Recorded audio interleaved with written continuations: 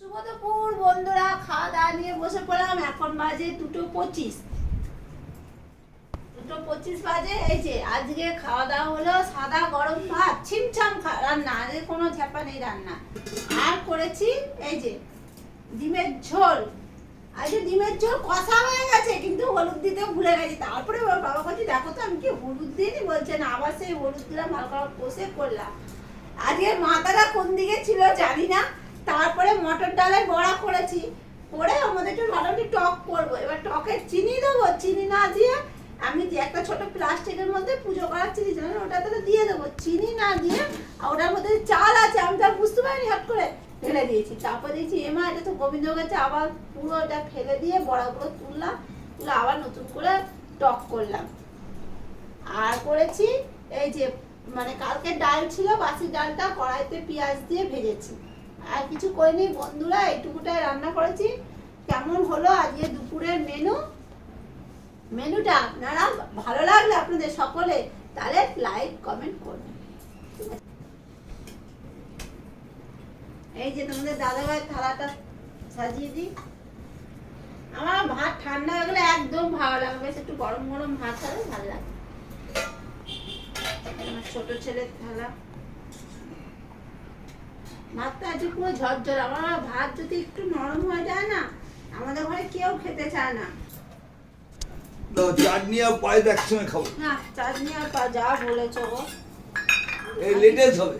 আজকে যা রান্না হয়েছে কি জানি দিমাটা করে ভালো হয়েছে কিনা। বাজে হয়েছে, বাজে হয়েছে। পায়েস একসঙ্গে চাটনি আর পায়েস একসাথে, পুরো বাজে হয়েছে। চিনির বদলে গোবিন্দভোগের চা। আর ওটা প্যাকেটের মধ্যে ছিল তো আমি বুঝতে পারিনি, আমি ভেবেছিলাম চিনি, বলে ভুল করে আমি দিয়ে দিয়েছি। কি বলবো বলো? হ্যাঁ, আমার মাথাটা না আজকে একটা বিশাল ছিল, টেনশন ছিল একটা কাজে। ওই টেনশনের চোটে সব আমার গোলমাল হয়ে গেছে। Menu heavy restaurant. ভাবলাম একটা নিম পাতা আছে, নিম পাতা একটু আলু দিয়ে ভাজবো। দৌড় আর ভালো লাগছে না আমার। নিম পাতাতে কি ঝাল দিয়ে দিস না টক দিয়ে দিস? করে নিয়ে ভালো আমি দুধ আর করবো না, ওরা মুখা। এটা কি? ওই যে ডাল ভাজা, কালকে ডাল ছিল না, রাত্রিরে ডালটা তো চারা তোমার চালগুলো বেঁচে বেঁচে নিচে। না না, পুরো একটু জলটা বেশি দিয়ে চালটা বড়াগুলো তুলে নিয়েছে, নিয়ে চালটা ফেলে স্টাইল না? না, নতুন স্টাইল। চোখের মধ্যে গোবিন্দভোগের চাল। ভুল করে দিয়ে ফেলেছি গো, মানে চিনি পায়েস চাটনি একসঙ্গে। চিনি ভেবে দিয়ে ফেলেছি। আজ দুপুরে মেনুটা হেভি। যা হয়েছে, আমার বড় ছেলে ঘুম থেকে উঠে তরকারিটা কেমন হয়েছে তাও জানি না। ইতিহাসে কথা লেখা। ইতিহাস খাতা সত্যি লেখা হয়ে যাবে। কি কি জানি কেন ওরম হলো, গোবিন্দভোগের চাল। আজকে সব গোলমাল হয়ে গেছে বন্ধুর। একটা মানে কাজের একটা খুব দরকারি একটা কাজ ছিল, ওটা নিয়ে টেনশন করছিলাম, তো ওটার দিকে ধ্যান ছিল।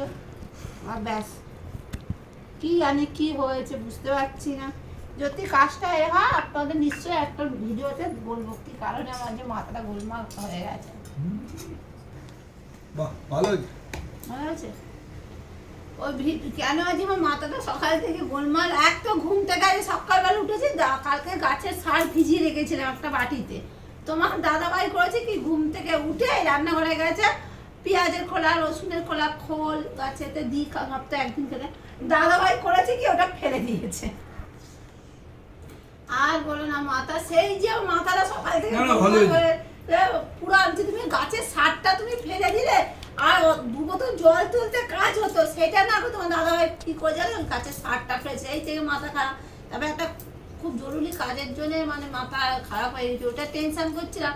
করতে করতে যে রান্না যখন বসেছি কটা 1:45 বাজে, স্টোভে ভাত বসালাম, গ্যাসেতে ডিম আলুর তরকারিটা করলাম, ডিম আলু সেদ্ধ করলাম, করে নিলাম। কি দেখি কেমন খেয়ে কেমন হয়েছে